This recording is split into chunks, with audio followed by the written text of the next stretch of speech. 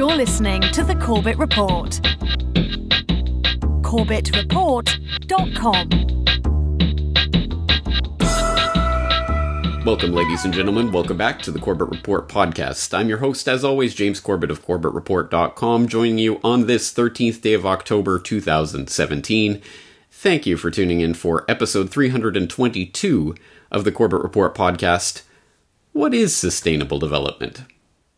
Now, hopefully, you have just completed episode 321 of this podcast, Why Big Oil Conquered the World, and before that, episode 310 on How Big Oil Conquered the World, so you are all caught up to date with the Big Oil series. If not, I suggest you go back and listen or re-listen to those podcasts so that you are caught up, because the next few podcasts are going to be fallout from that documentary project, which has been ongoing for a couple of years now, and the end results of which are the 3-hour How Big Oil and Why Big Oil Conquered the World documentary series. But obviously with a project that is as vast as that spans as much topic matter as that, it's impossible to contain all of the information that you want to contain in a mere 3 hours. A mere 3 hours of exploration. And as you can imagine, there was a lot left out on the cutting room floor, and a lot of things that are just mentioned in passing in the documentary that really do deserve podcast episodes unto themselves. So here I am to flesh out all of that topic data and go in a little bit more detail through some of the things that I had to rush through in the production of those documentaries. And perhaps the number one glaring omission? Well, it wasn't an omission. It was a conscious act of leaving it out of the documentary because there was simply too much to go through, and there was no way to simply give a taste of this information in the documentary. But the number one thing you may have noticed that isn't in there is Agenda 21, Agenda 2030, Sustainable Development.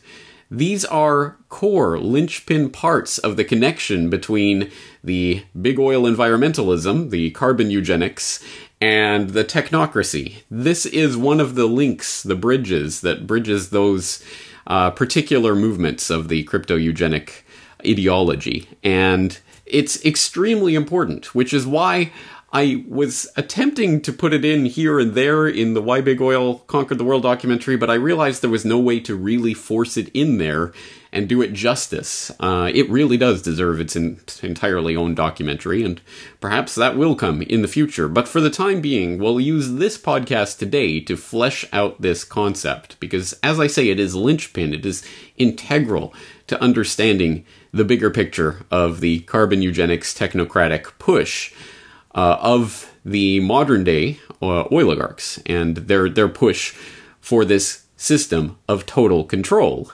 which may come as a surprise, because I'm sure you've never heard of sustainable development, at least in any mainstream sense, in anything but the most glowing and glorious terms. And yes, indeed, if you do have that question, what is sustainable development, you can always turn to that handy-dandy oracle of the modern era, YouTube. You can go and you can type in the search term, what is sustainable development? And it will guide you lovingly directly to the font of knowledge itself, the United Nations, so that you can behold this answer to your query.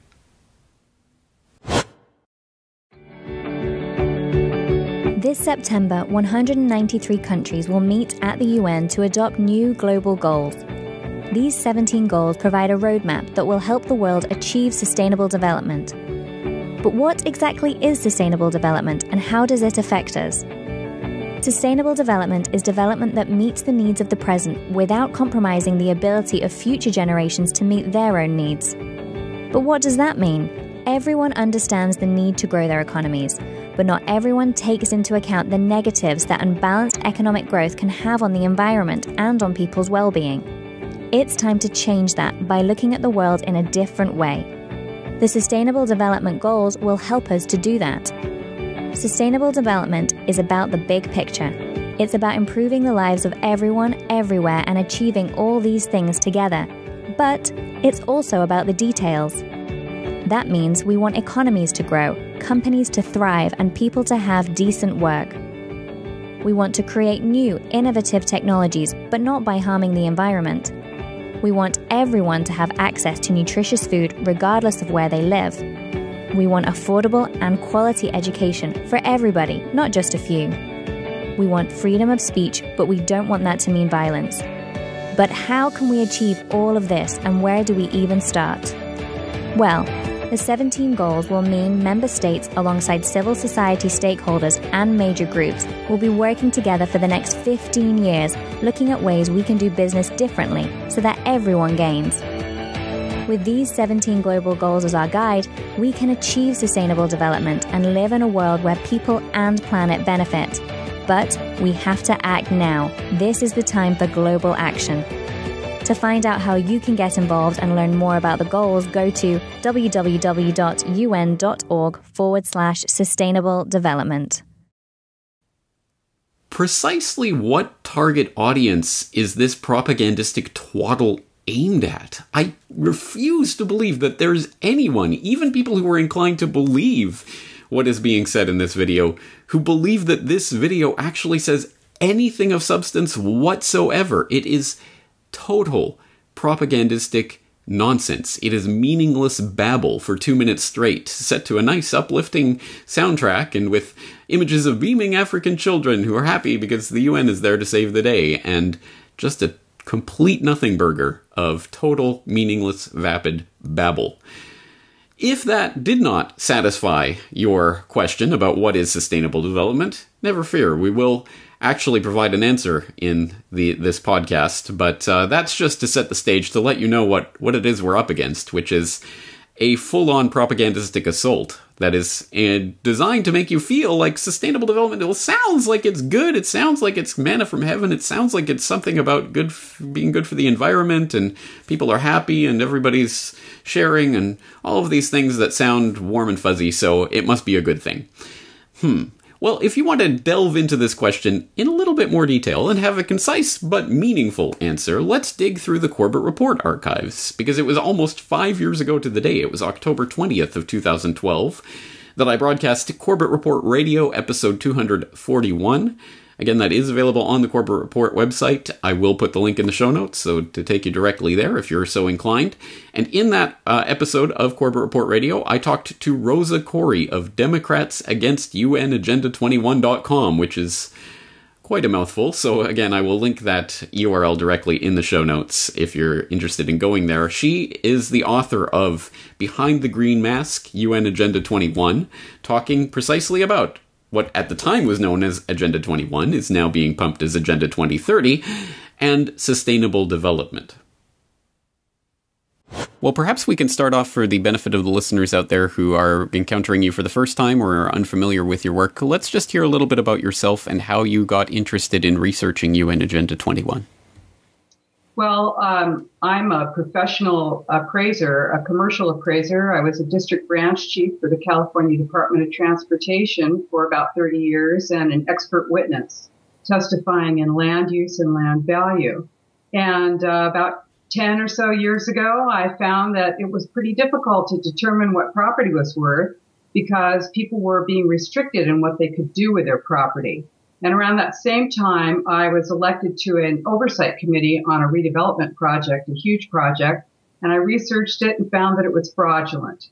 So we sued to stop that. And while doing the research to find out what was behind that redevelopment project, I found United Nations Agenda 21, Sustainable Development. Well, let's talk about your book and how that came together and the type of research that you've done over the preceding years into this agenda.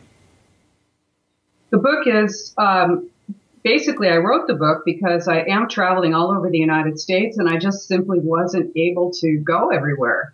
And I had the information and was able to put it together in a way that's very clear and understandable, and it's a quick, short read. And in that way, I was able to reach a lot more people because United Nations Agenda 21 Sustainable Development is a global plan, but it's implemented locally. So this is really important because it doesn't come called Agenda 21. So you have to know what it looks like in your town to be able to recognize it. Well, that's right. In fact, every time we have someone on to talk about Agenda 21, it's everyone has their own way of summing up what that is and how it's unfolding. So what's your take on what is United Nations Agenda 21? Agenda 21 is the action plan. It's the blueprint to inventory and control all land, all water, all plants, all minerals, all animals, all construction, all means of production, all information, all energy, all education, and all human beings in the world. That's it. It's totally comprehensive. It's so comprehensive. It goes into so many different aspects of everyone's everyday life that it's staggering to think that so few people actually have even heard of this Agenda 21, let alone know what it is. How can it function so that it maintains that level of secrecy while being completely out in the open? Yeah, it's brilliant. It's a stealth plan, and it's operating in plain sight. And that is because it's called by so many different names. You'll see it in your town as a regional plan, generally as One Bay Area or Vision 2025 or Our Future 2050, something like that. Because what it is, the plan was signed onto. It was an actual United Nations agreement signed onto in 1992 by our president, George H.W. Bush, along with 178 other national leaders. And you're going to hear that it's an old, dusty plan, that it's not binding, that it has no impact on you. That's a lie. The truth is that it was brought back to the United States through the President's Council on Sustainable Development back in 1993. And all federal agencies changed their policies to conform with United Nations Agenda 21 Sustainable Development. That's right. Well, let's go back to some of the beginnings of this, because as you indicate, it was first signed as an agreement in 1992 at the Rio Earth Summit, but it has its roots in policies that go back at least to the 1970s. Let's talk a little bit about the history of these ideas of sustainable development and how they came together. Yeah, it's great. It's the kind of thing that you think to yourself, well, how could I be against sustainability? Just sounds so great. I mean, who wants to be unsustainable? And of course, that term, sustainable development, is a term that comes right out of the United Nations, 1987, the Brundtland Commission, World Commission on Environment and Development. And they wrote a book called Our Common Future. And in that, the term sustainable development was first coined, formally given a definition. And that is, development that meets the needs of the present without compromising the ability of future generations to meet their needs. Sounds great, right? But this has its roots in prior meetings of the United Nations in 1972 and then again in 1976. The Habitat 1 and 2 determined that land, privately owned land, is actually a threat to the social equity of people on the planet. And this is a very vital part of United Nations Agenda 21 because it actually is an attack on private property ownership. And also, you have to remember that we ourselves are our own most important private property. And this plan actually enables domestic surveillance, the National Defense Authorization Act, drones, and control of all of our activities on the planet. Once again, Rosa Koire, author of Behind the Green Mask, UN Agenda 21.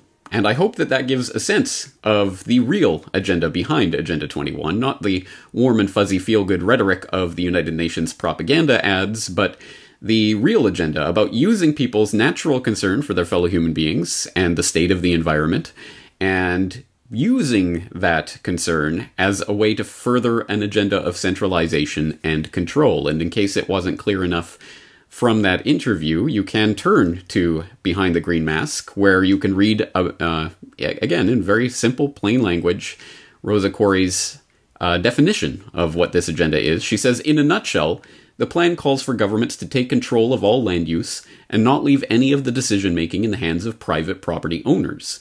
It is assumed that people are not good stewards of their land, and the government will do a better job if it is in control. Individual rights in general are to give way to the needs of communities as determined by a globalist governing body.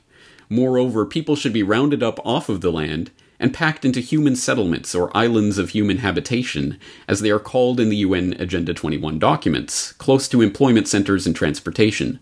Another program, called the Wildlands Project, spells out how most of the land is to be set aside for non-humans. In anticipation of our objections to such plans, our civil rights will be dissolved. End quote. Well, it doesn't get much starker than that, and that is the base underlying part of this agenda through which we have to understand it.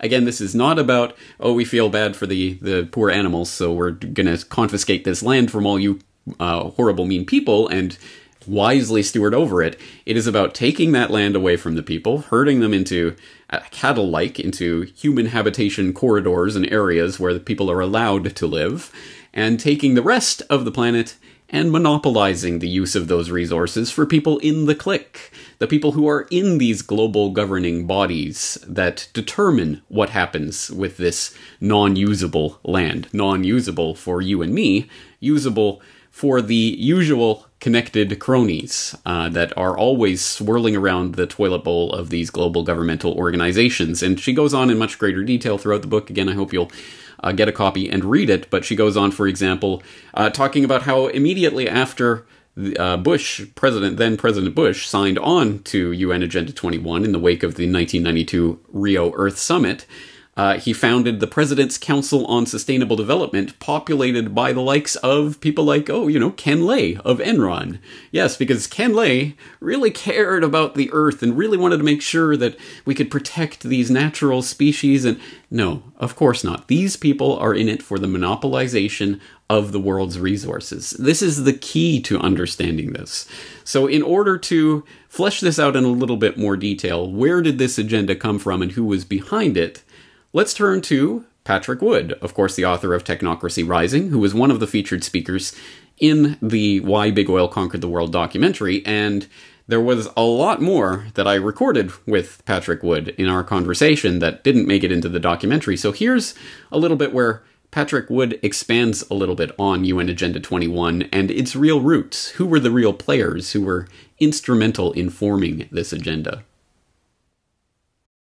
Agenda 21 was spawned in 1992 at the first Earth Summit that was held in Rio de Janeiro. The chairman of that Earth Summit was Maurice Strong, an important name in this whole movement. The Agenda 21 document was a 40-chapter book that was produced by the United Nations. It was published after that conference was ended. That was the agenda for the 21st century. That's why it was called Agenda 21. 21 stood for the 21st century. That was in 1992, and they figured that they had 8 years to get a running start at it to actually start implementing stuff by the year 2000. And this would kind of be the agenda for that period of time. However, to get some perspective on what was really going on, this was not something that just popped out of the UN like, some kind of spontaneous evolution or something. Not at all.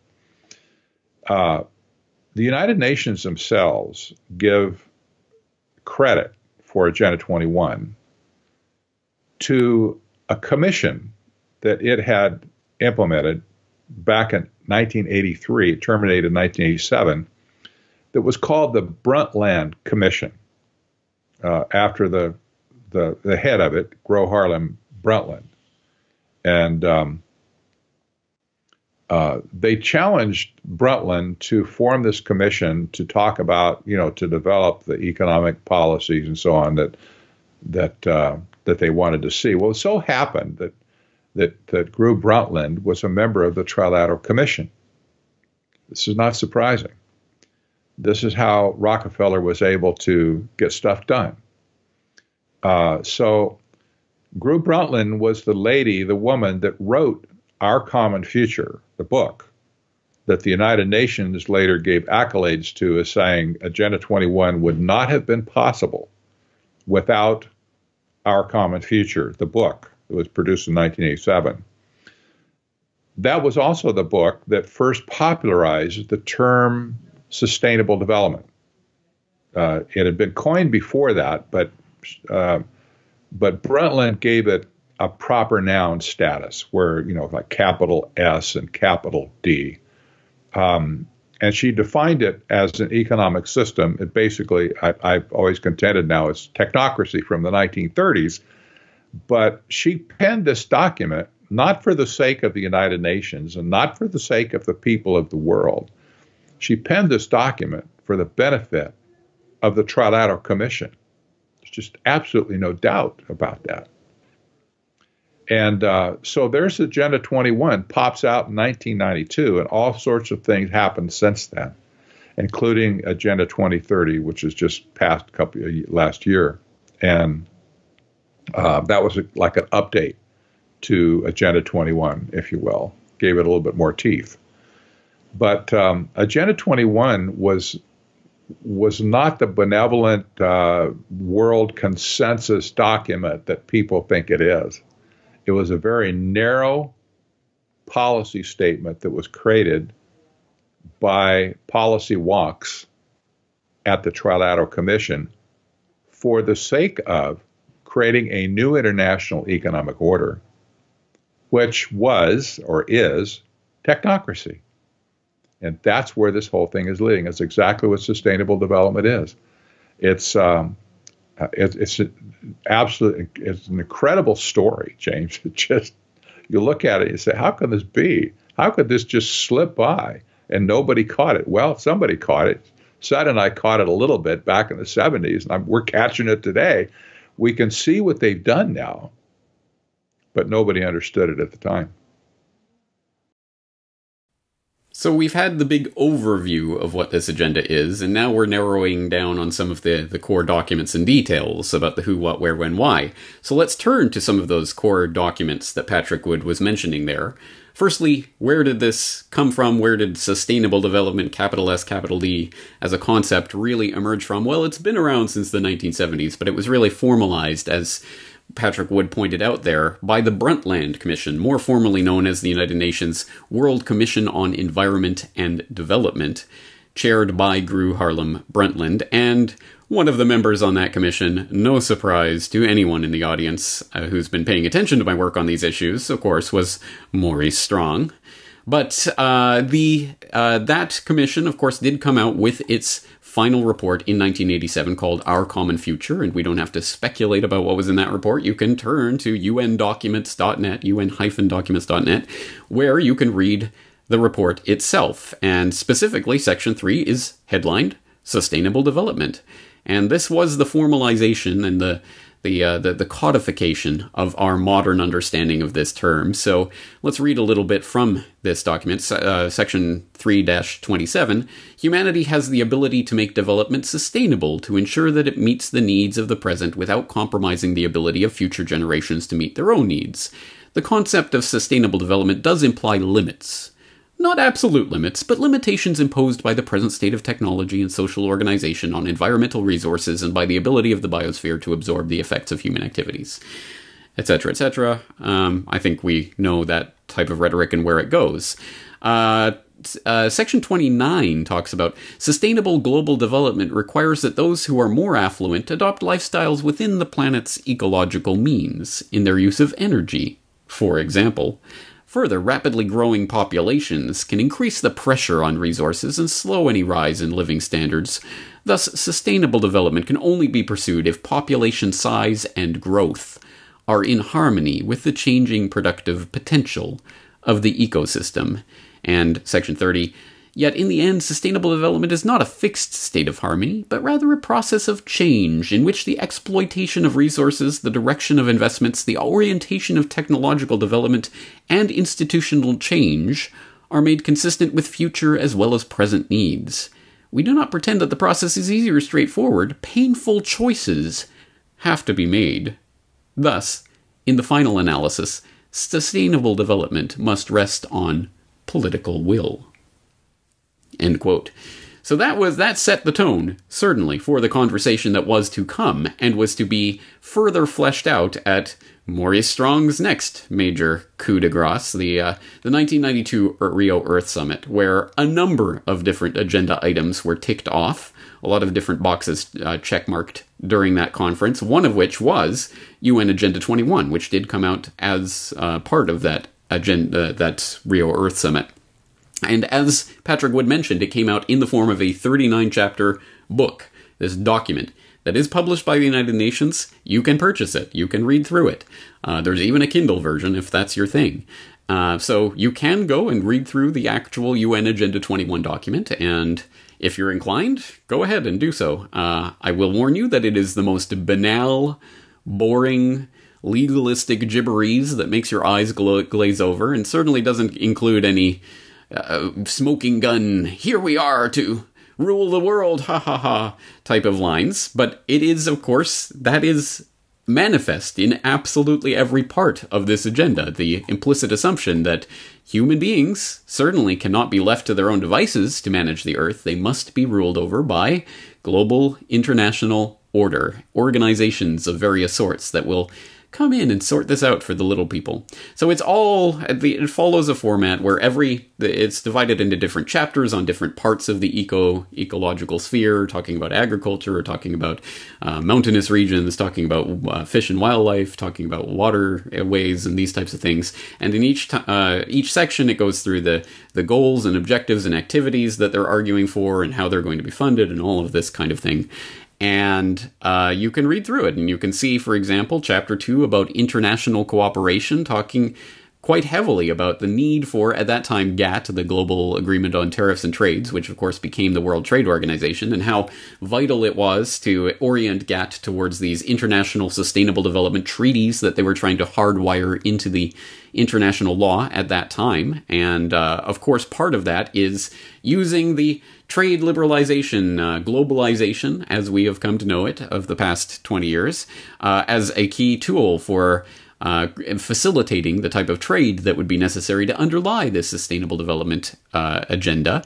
So globalization, absolutely a core part of this. Chapter 4 on changing consumption patterns, where they note the technocratic wet dream of expanding and promoting databases on production and consumption, first in each individual country, and then of course that would be aggregated in an international database so that the technocrats could get their hands on all of the information about everything that's happening in all of these different economies so that they could socially engineer people to be more sustainable and harmonious and balanced and dictate exactly what you can do and what you can't do and how much meat you can eat today and how far you are allowed to drive, if you're allowed to drive at all, and all of that stuff. But of course they don't explicitly mention that level of control, but that's what this is all about. Chapter 5, demographic dynamics and development, talking about the full integration of population concerns into national planning, policy, and decision-making processes, of course.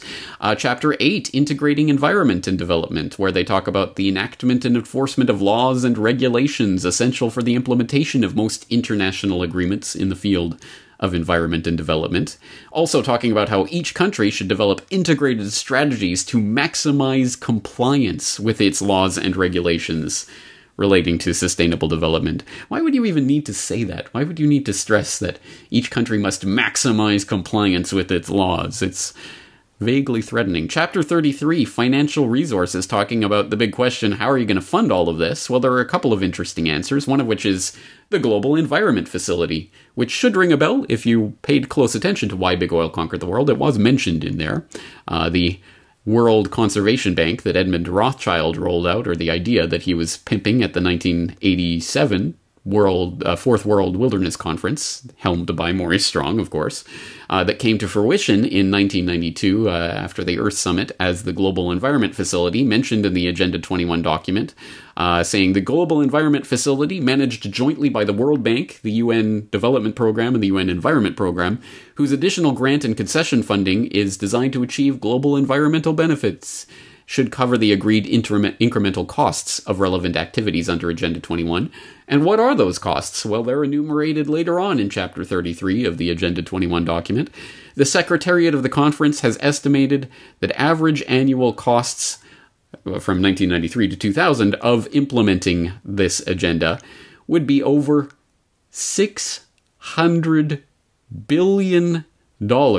Keep in mind, that is average annual costs that they were envisioning for the implementation of this agenda. Over $600 billion per year. And that was 1990s dollars, where hundreds of billions was a huge, mind-bogglingly huge figure. Not so much in these days where we throw around trillions like they're sticks of bubblegum. But yeah, that gives you a sense of the scope of this agenda, or at least what they were intending for this agenda. And then in Chapter 39, International Legal Instruments, they talk about the further development of international law on sustainable development, giving special attention to the delicate balance between environmental and developmental concerns. Now, again, there's no smoking gun where they're talking about ruling over the peons or anything like that. But as I say, this is embedded in the very concept of Agenda 21 itself, and of course in its implementation through things like the President's Council on Sustainable Development, which Rosa Corey writes about in her book, talking about people like Ken Lay and others are going to be the ones determining how do we balance environmental concerns with development concerns. And of course, it will be the exact same formula that the oligarchs used to create their monopoly on the energy supply of the 20th century. It is to rule out the possibility of any competition, because as John D. Rockefeller sagely advised us, competition is a sin.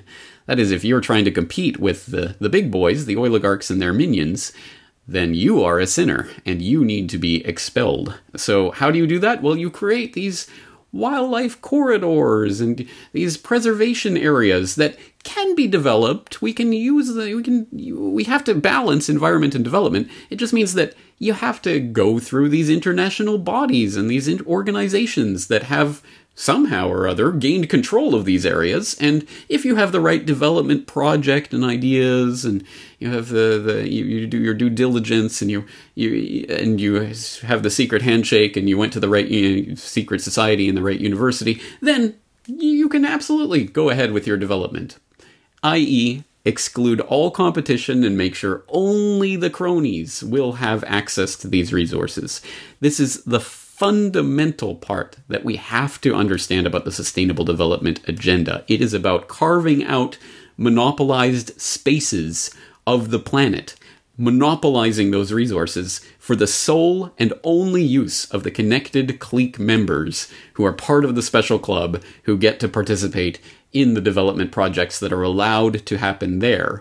Everyone else will be moved into these little human habitation areas where we'll be crammed in, and everything will be monitored, controlled, and eventually rationed as we enter neo-feudalism. Again, this is such a vast idea, such a vast agenda, that it is hard for most people to get their hands around on it, to get their mind around it. And so, let's listen to another part of my interview with Patrick Wood, where I think he details quite succinctly and quite powerfully what this agenda is and how it is going to function.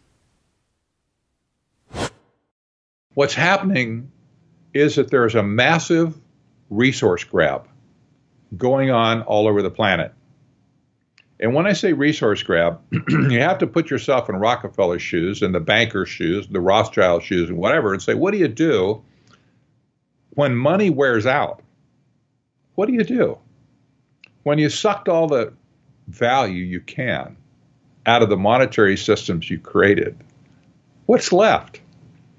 Well, you and I don't think about those sort of things because we don't have that much money. But these people at the top, especially the bankers, I'm sure they stay up at night thinking, what's after money? What comes after money? The Rockefeller family, especially, has always been a resource-intensive family. That's what oil was all about in the first place. It was a resource, and they understood that energy would be the most important factor in the world over any other type of resource. They understood that. That's why they wanted to create a monopoly over energy. Well, today, as money has been sucked dry, the only thing left to do is to make a grab for the resources themselves. And that's what sustainable development is all about. is taking the resources of the world away from you and me, away from private companies that aren't part of the clique, if you will, and putting them into a global common trust that will be managed by them for their benefit. This is really nothing more than neo-feudalism, again, where the resources are owned by a few and everybody else gets to operate with those resources at their pleasure and discretion. But we see this resource grab not only in America, but all over the planet. And they've had different schemes that they've implemented along the way to do it. In America, for instance, you have the federal government gobbling up blocks of land around America, putting them into various kinds of conservation trusts or national monuments or whatever, but basically taking the land away from the states so the states can't develop that property. They can't collect taxes on it because the government doesn't pay taxes. And so now you have a massive amount of property owned in the United States by the federal government. So, well, that's really strange because the Constitution doesn't provide anything for that. In fact, it says they're not supposed to own any land except for D.C. and a few ports and stuff around the country and something for the military. So it's completely outside of our Constitution. They're doing it anyway. But now the United Nations has implemented a program, for instance, called Debt for Land, where they're going around to countries that have been buried in debt, on purpose, I might add, but they've been buried in debt. They have no way they can ever pay off. And they say, look, here's what we'll do. If you agree to put X millions of acres into a conservation trust, a wilderness area conservation trust, whatever, we will waive the interest on your loans, basically forgive your loans. But that interest that you would have paid to us, you have to pay to maintain those wilderness areas, those conservation areas. So once that land is taken out of production, it can't serve the people of the world anymore. It's a resource grab. And they're doing this all over the planet. It's absolutely astounding when you see the hundreds and hundreds of millions of acres that these people have taken offline. And some of your viewers might remember the movie Goldfinger, one of the first James Bond movies. The theory of Goldfinger was he was going to raid Fort Knox, and the idea was he wasn't going to steal the gold. He was going to set off a nuclear device so that it would irradiate the gold that was there, and all the other gold that he'd already bought up in the world would instantly be worth billions of dollars.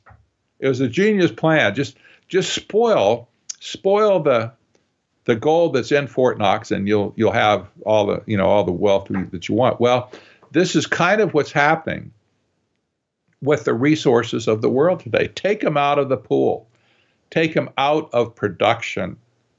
And obviously that makes any remaining land even more valuable, because land is where we get everything. That's where all the wealth of the world comes from, whether it's timber, agriculture, water, gold, minerals, metals, everything we have is from the earth, everything. And they're seeking to control all the resources of the earth. And they're doing it through the auspices of the United Nations and sustainable development. It's a resource grab on a global scale, and it is about monopolization of the world's resources for the benefit of a very few at the expense of humanity. Now, again, this is such a vast thing to wrap our minds around that it can be difficult to even comprehend.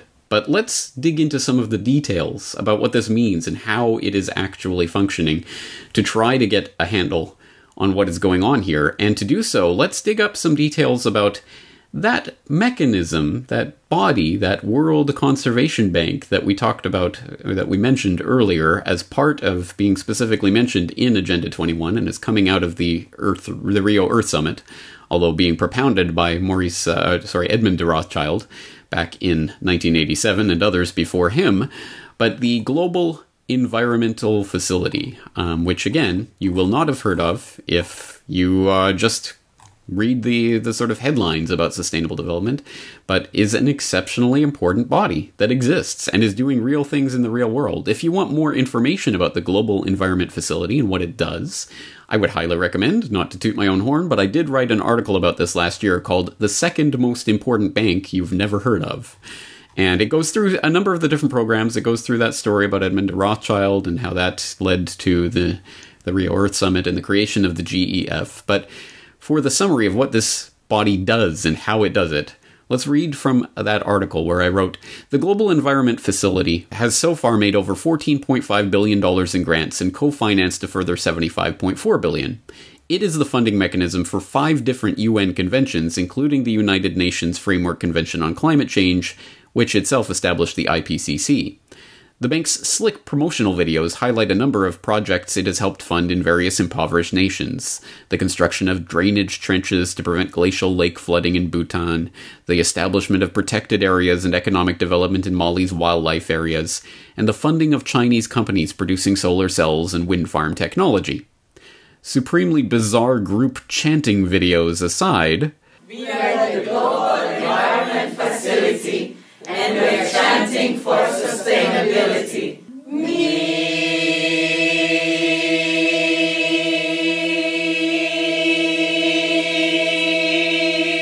The whole operation sounds pure as the driven snow, right? Not so fast. According to the GEF's website, the facility was established on the eve of the 1992 Rio Earth Summit to help tackle our planet's most pressing environmental problems.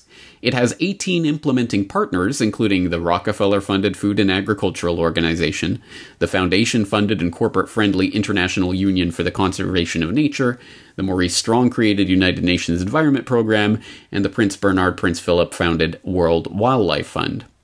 If such a pedigree immediately casts doubt on the altruistic intentions of the bank, one is right to be skeptical. In reality, the GEF and its affiliated environmental finance organizations have an ulterior motive, using the debt chain sown by the World Bank and IMF on impoverished third world nations as leverage to gain control over vast swaths of these countries' lands and resources, and funnel money to the banksters' corporate cronies. Sound far-fetched? The practice is fully admitted to, well documented, and even has a catchy name: debt for nature swaps. The GEF's own documents describe debt for nature swaps this way. Debt for nature swaps are voluntary transactions in which a portion of a developing country's hard currency debt is cancelled or reduced by a creditor. In exchange, the debtor agrees to allocate a portion of its cancelled debt in local currency to environmental programs or projects. Initially, most were private swaps in which international environmental NGOs raised the funds and initiated the process. In recent years, many swaps have been bilateral, where both the creditor and debtor are governments. Other creditors can include commercial banks or commercial firms owed money by governments or developing countries. An interesting aside. Although it is generally touted as a win-win for debtor nations, with debt relief for the debtor and environmental protections that benefit the globe, the debt for nature scheme always comes with strings attached. The ceding of certain land for environmental development, for example, or the imposition of certain regulations and restrictions on a country's existing industries. As the Convention on Biological Diversity admits, the scheme usually comes with hefty transaction costs of between 1.5 and 5% of the face value of the debt itself.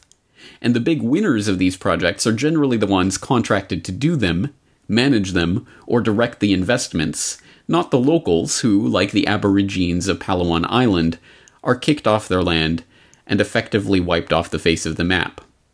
Although it sounds scarcely believable, the debt for nature swap proposal has been kicking around since it was first suggested by Thomas Lovejoy of the World Wildlife Fund in 1984.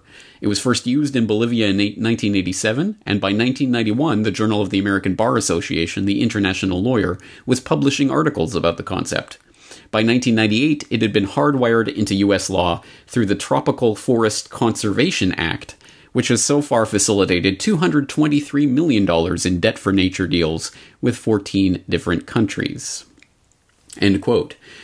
Some interesting little nuggets in there, aren't there? And I would hope, I did mention this also in the Why Big Oil documentary, the Aborigines of Palawan Island is one example of the victims of these kinds of schemes, but there are many, many more, and I hope you followed the link from that mention of the Palawan Island Aborigines in the Why Big Oil Conquered the World documentary transcript, where you will find a link to eco-action.org talking about worldwide fraud, talking about the WWF specifically, and its association with many, many examples of indigenous peoples being run out of their tribal native lands where they've lived their entire existence for the benefit of environmental development projects overseen and driven by the WWF and its cronies.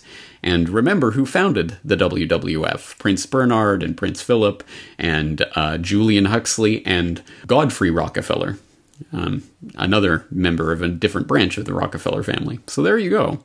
Very interesting, isn't it? And so if you follow that link to worldwide fraud, you'll find many, many examples of these types of situations where people are driven from their lands in the name of environmental development. In Zaire, the Barwa Pygmies were driven out of their ancestral land in order to establish the Kahuzi-Biega National Park. WWF has been deeply involved. The victims formerly lived in dignity in their traditional ways, but are now exposed to alcoholism, prostitution, extreme poverty, and exploitation by the neighboring Bantu people.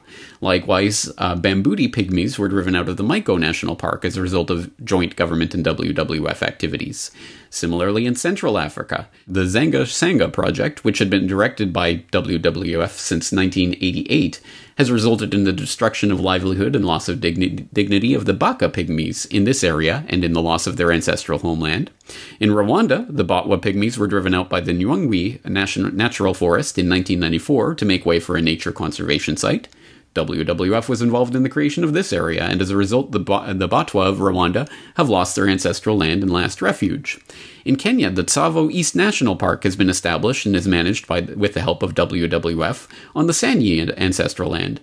The Sanyi have been severely prosecuted as poachers on their own land.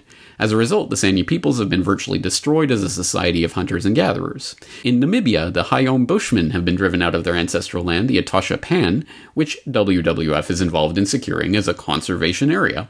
In consultation with WWF, the government of Botswana declared, at the Zani Kotla meeting in February 1996, that the 3,000 last remaining Bushmen, in broadly traditional hunting and gathering lifestyles, have to leave their ancestral land and their traditional lives. The reason being that their ancestral land is now proposed as a new game reserve.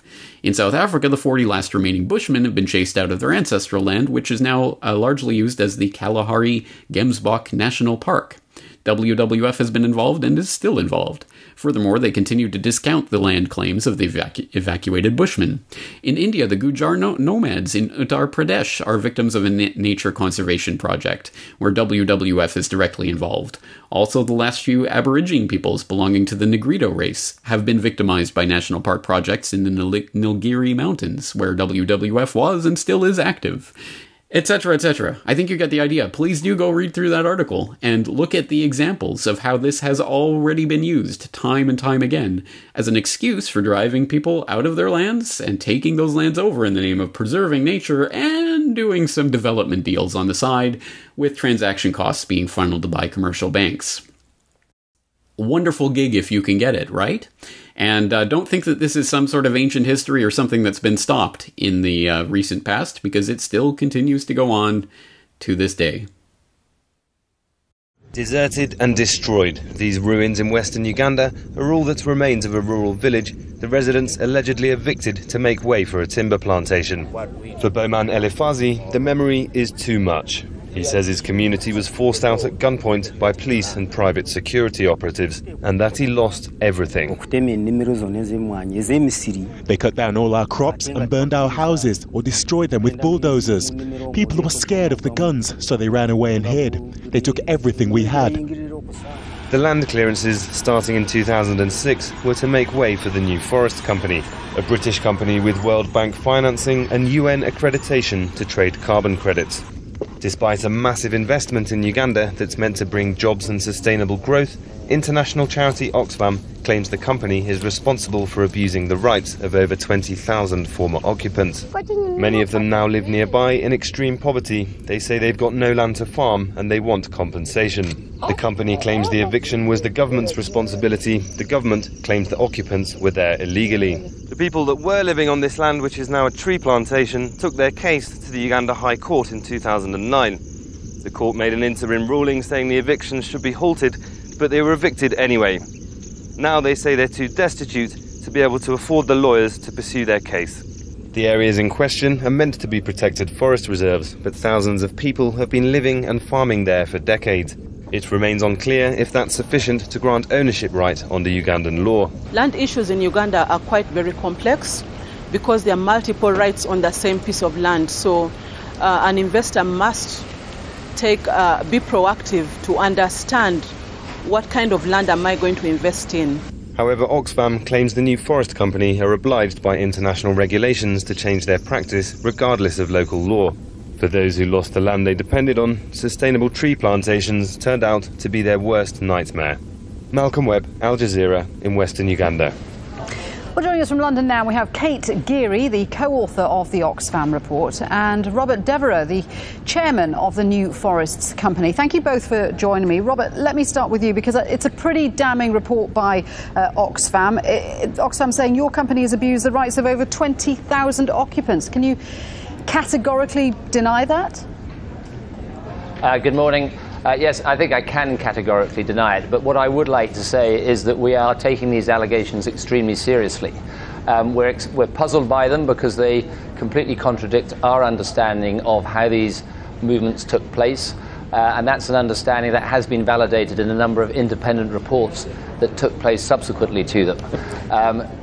There are a number of factual inaccuracies about this, but rather than talking at length, perhaps I could let Kate have something Well, let me just ask you this. Witnesses are saying that your company security guards were present at many of the evictions, and at the end of the day, I mean, your company claims to be socially responsible, and many of these people are now living in abject poverty.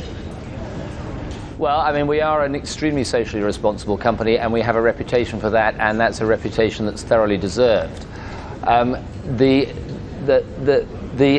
first thing I think I should say is that it must be understood that we are not, by Ugandan law, allowed to participate in land claims, evictions, evacuations or vacations. What our responsibility is to try and ensure to the best of our ability that they take place humanely and in respect of people's rights. I believe we did that, and this is why I find these stories so confusing, because we believe these movements to have taken place voluntarily and peacefully. I could give you lots of anecdotes, for example, that we allowed a significant number of people back onto the land after they had left to cultivate their crops. They came on and they left again quite peacefully. None of that seems to correspond in any way to the horrific stories. And they are horrific stories that are coming out of the Oxfam report. Let's bring in Kate to answer that on behalf of Oxfam. Kate, Robert's saying that the evictions or people's movements were undertaken in a humane way. And in any case, a lot of those people were there illegally, weren't they? I too am quite mystified by how Robert can be saying that people left their land voluntarily.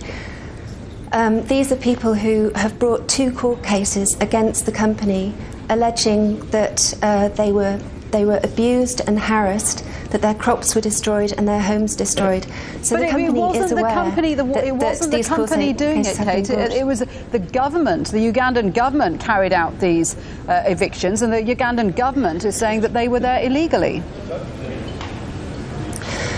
The Ugandan government also bears some responsibility here, but the responsibility also lies with the company. It simply cannot duck responsibility for what has happened to the people who were on that land. They were evicted forcibly to make way for this company's plantations. It's not enough for the company to blame the government and to wash its hands of this problem. Robert, can I ask you significant... Kate, let me put that point to Robert. Can I respond to that? Your company is making a lot of money out of this. Will it consider compensation or the wider welfare of these people?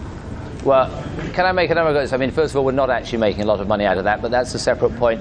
We offered on a specific answer to the compensation issue, we offered to pay compensation. The government were unwilling to take advantage of that proposal.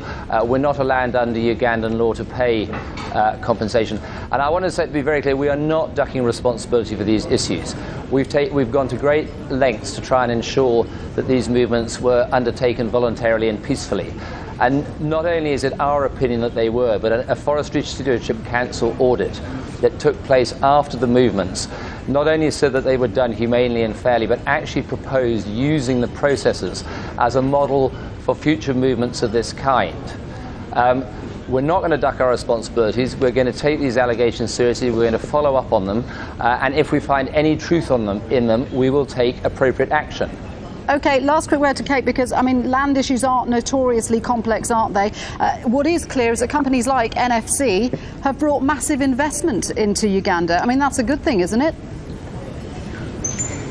Oxfam welcomes investment when it's responsible, and indeed NFC has carried out community development, but we also see the downside of the investment where 22,000 people were forced from their land and are now left in destitution. We welcome the fact that the company is going to look into that. The communities are demanding justice. They would like to be compensated and given alternative land so that they can restore their livelihoods. OK, let me thank both my guests. By the way, very quickly, Robert. So I was going to say, I think OK, thank you very much. OK, Robert, thank you very much indeed for that, and Kate Geary, in both of our guests in London there. Now, of course, this is all going to be done with a wink and a nod to the old boys and the old boys network that, yeah, well, these are just some bushmen out in the middle of nowhere. Who cares? Kick a few dozen tribesmen off their land and we'll take over the land and use those resources properly. It's for the best, and who cares? It's in the backwoods of darkest Africa. What does it matter? Well, don't worry, old boys. This network is coming for you and your land, too. Of course. This is not limited to any particular area of the globe. It is a global agenda, and it is being implemented globally everywhere, including the United States of America, where you may have seen the map before about the Wildlands Project, showing the different corridors of wildlife and conservation areas and areas, the no-go zones, basically, where if the Wildlands Project and other such things are implemented, humans will not be able to go without special permission from the overarching international governmental bodies that will be overseeing these types of things. And it's an interesting map, but where does it come from? What is the Wildlands Project? What is this all about? Well, you can go to, for example, nwri.org, where you can find the Wildlands background on the Wildlands Project, which has a pretty thorough overview of what this is, where it came from, tracing it back to the 1976 UN Conference on Human Settlements, and then through the Brundtland Commission, and then through Agenda 21, and then finally into the Convention on Biological Diversity, which was signed there in the 1990s, and how this is essentially a project to create these corridors and areas that, again, will not be usable by humans without the special pass from the government, i.e. without Kenley or his ilk giving you the permission, or more likely giving his friends the permission to develop this or that. And it goes through in this article in great detail about all of those things. So I will suggest that to you, and I'll put the link in the show notes, of course. The Wildlands Project has morphed into the Wildlands Network, which is available at wildlandsnetwork.org, so you can go and read through their propaganda material, and they even provide the various source documents that first documented this idea and its proposal and development in the Wild Earth publication. They have the spring 1991, the 1992, and the 2000 issues of that up for download on their website, and other information about where this project stands today. And it's interesting when you compile all of the different maps of what they want to do with this, in the Florida Panhandle, and over here in the Rockies, and over here in the plains, and all of this. And when you compile that into the Wildlands Project map, it is quite startling to see. Here are the no-go zones, and this little bit over here is where you can live. And this is this is the ultimate agenda. This isn't just about the Aborigines of Palawan Island or other people out in the woods somewhere. This is about everyone, everywhere, including Americans and Japanese and Canadians and Australians and Europeans, and everyone are going to be increasingly rounded up into increasingly more compact cities where absolutely every aspect of your daily life will be utterly surveilled, monitored, tracked, controlled, and rationed. But don't take my word for it. Take the wet dreams of these would-be social engineers that continue to be foisted on the public as if they're a good thing or something to look forward to. Oh, hi. I'm so glad you're on time. I'm V. I'm looking forward to showing you around Plandopolis today. My husband works from home. He's a virtual engineer working on one of the city's desalination plants. He controls the robots who do all the important maintenance. I think he basically plays computer games for a living. You ready to go? Have you got your calorie card open on your smartphone? I registered your visit with Slick Travel Corp the other day, so they've allotted you a journey time to match mine. It makes so much sense, doesn't it? Switch off brain and go to work. With this many people around, I'm glad there's a mega computer in charge. We're so lucky. Our kids were allocated a school quite near my practice, so I can drop them off on the way. It saves on our calorie ration. Well, it won't be long until the little darlings get their career announcements. They've been working so hard, so I'm sure they'll get something good. Not that there's anything wrong with fixing carbon scrubbers for a living or anything. Are you hungry? Let's pop to the market as we're passing. Right, what's on the menu this month? No, not meat. It's not your birthday. The Global Food Council are doing a really good job of keeping food production going. I mean, you don't get the choice you used to, but we're better off than most. I think it's probably easiest to walk from here. You barely see a car in the city centre nowadays, unless you're rich. Oh, the state knows they just aren't practical anymore. We're all trying to meet our global carbon deal. Electric bikes are so much better for getting around our neighbourhood. And why waste valuable space on car parks when you can use them to grow food? I don't care what you say, Alex. They don't deserve to live in that ghetto. They are completely disconnected. No high-speed transport system, no new internet. They miss out on jobs and many essential services too. Oh, hi again. What a day. I had to make an emergency visit to the Cry Freedom ghettos. I mean, I miss my sister like mad, but I'm glad they went when they moved to New Amsterdam. They're safe from climate change on the floating city. Oh, that must be her now. It's much easier to meet up with friends virtually now. So many cities have banned cars in central areas. Ooh, looks like she's got some juicy gossip. So this was on wefforum.org. That's the Davos site, Davos Elite. And it was written by Ida Auken, a member of parliament in Denmark. And I checked, and as far as I could find, she hasn't been to Bilderberg or anything like that. But again, she's a member of the Davos Elite. We are 7 billion people now on the planet. We're going up to 9 billion. Think about 3 billion people entering the middle class, all wanting cars, mobile phones, computers, eating meat. I mean, this is a huge pressure on the resources we have. But she appears to be very much what I assume would be a Bernie Sanders style socialist. But she's also hoping that people in the near future will own nothing. That's their big answer to income inequality. They've been talking about it at these conferences for years. They've been talking about universal income, what to do when people can't work.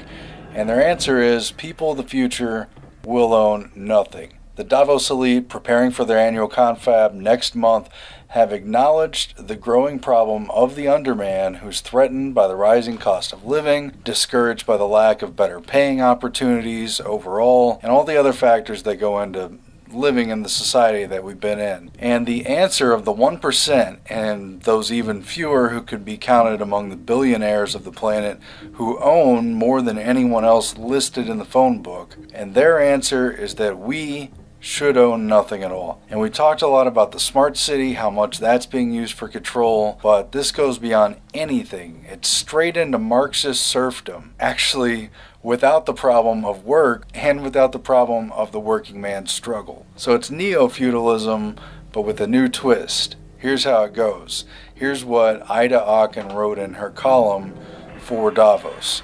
Welcome to the year 2030. Welcome to my city, or should I say, our city. I don't own anything. I don't own a car. I don't own a house. I don't own any appliances or any clothes. I sound like I'm from a Dr. Seuss novel. It might seem odd to you, but it makes perfect sense for us in this city. Everything you considered a product has now become a service. We have access to transportation, accommodation, food, and all the things we need in our daily lives. One by one, these things became free, so it ended up not making sense for us to own much anymore. Why do you want to own your cell phone? I mean, you want the function, you want the service, right? Why do you want to own a cell phone if you can just lease it?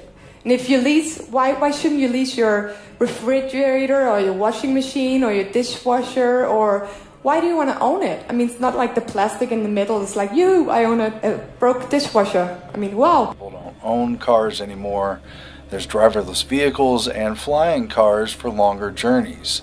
I think we've had that one promised before. So why don't you want to go into a business model where the company owns it? Ida Aachen writes that in 2030 in our city, we don't pay any rent because someone else is using our free space whenever we don't need it. Someone else is sleeping in your living room when you're not around, or cooking in your kitchen when you're done making dinner. She writes, my living room is being used for business meetings when I'm not there, and once in a while I will choose to cook for myself. It's easy. Even the necessary kitchen equipment isn't owned. It's delivered to the door by drones within minutes. Environmental problems seem so far away, she says, because of course it can never really be that far away from Agenda 21.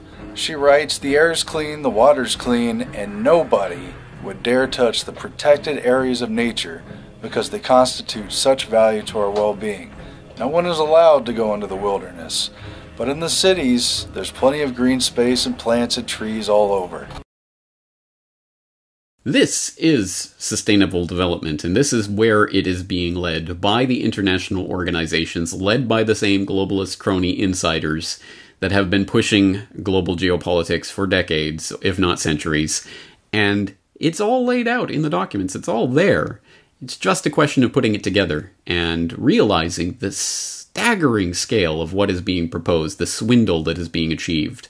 Now, there are a lot of details to get into about how this is being done, and we have to start talking about the global cities concept, and we have to start talking about ICLEI, I-C-L-E-I, and organizations like this, how it is going to be done through regional and municipal bodies, not more so than it is through the UN itself, which is going to be an overseer of these types of programs, but is not going to get its snoot too far into it because people would reject that. Or if it was the national government of any particular nation, it would be resisted. But if it's done at a local level, and if it's done under the cloak of these different terms, it can be very insidious. It's a very insidious way of cloaking and masking what is really happening. And it's incumbent on all of us to get read up and understand these things. And to that end, I will encourage you wholeheartedly to go and check the documents that will be in the show notes for this episode of the podcast, so you can find out more about this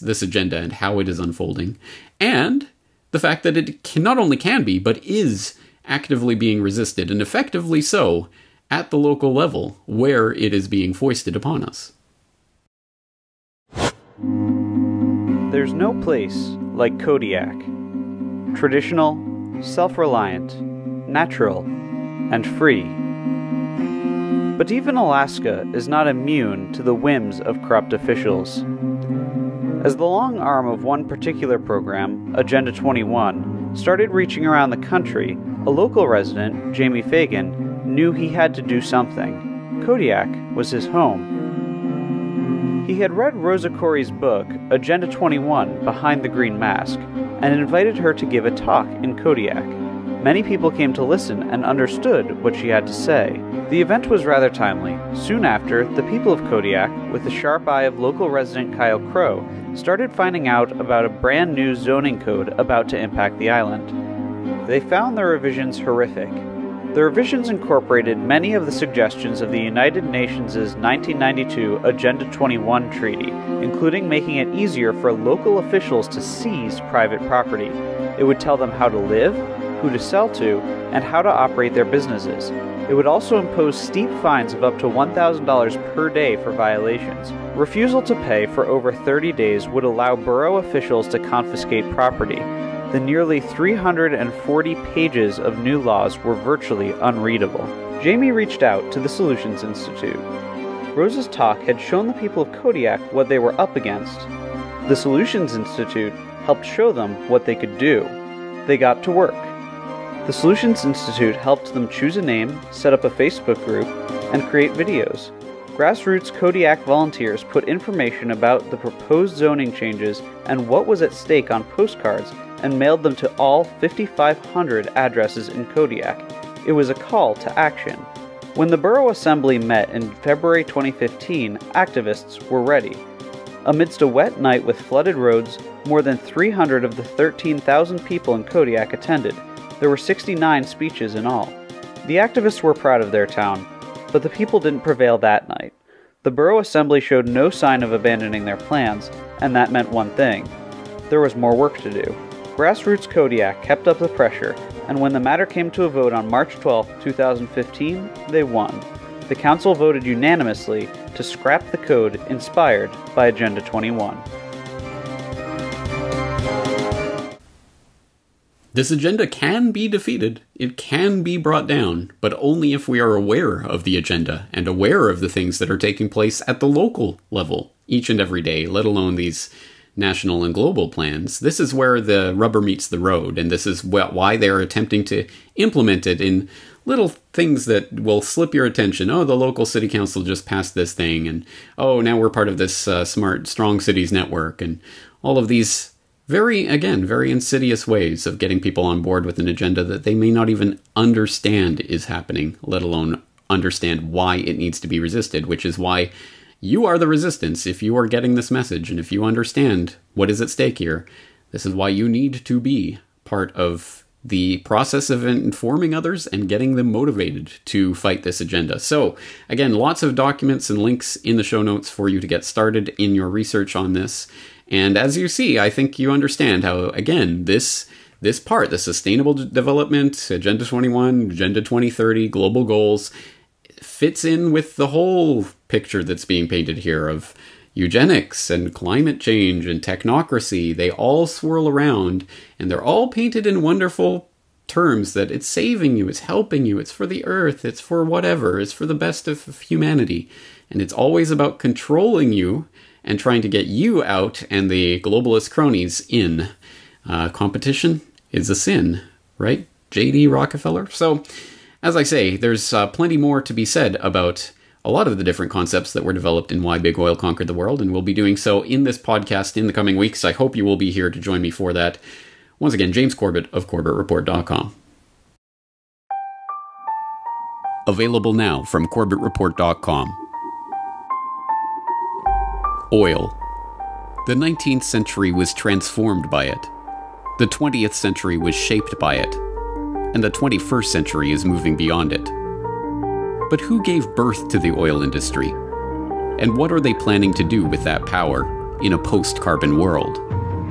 Heirs to an oil fortune join the divestment drive. There is a price to carbon in their future. The negative impact of population growth.